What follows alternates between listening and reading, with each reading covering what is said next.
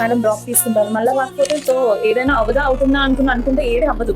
అన్ని అవుతుంది అనే ఒక ఆశతో మనం ముందుకు వెళ్ళాలి. ఆ హోప్ సడన్ విక్టరీని తీసుకొస్తుంది సక్సెస్ ని. సో నెక్స్ట్ వస్తుందా రాదా అనేది నీ మైండ్ నుంచి తీసేసాయి. రెండోది యూ హ్యావ్ టు స్టడీ. ఇప్పుడు నువ్వు ఆలోచించాల్సిన పాయింట్ ఏంటంటే are you ready to go through the entire physics chemistry bio ఎలాగో నువ్వు చదువుతారు again 1 more year. Are you ready for that? అది ఒక్కటే నువ్వు ఆలోచించాల్సి. నేను మళ్ళీ చదవగల లేదా మధ్యలో నెగిటివ్ థింకింగ్ లో మళ్ళీ ఏంటి ఫిజిక్స్ రావట్లేదు, ప్రాబ్లమ్స్ కెమిస్ట్రీ రావట్లేదు, మళ్ళీ ఇంతేనా అనే థాట్ వెళ్ళదు. అసలు ఆ థాట్ ని రాలేదు. సో ఇది ఒక్కటి నువ్వు ఫిక్స్ అయితే you can think of drop. And drop కొట్టి సక్సెస్ ఇలా 2-3 డ్రాప్ తర్వాత కూడా సక్సెస్ కొట్టిన బోర్డు మంది ఉన్నారు.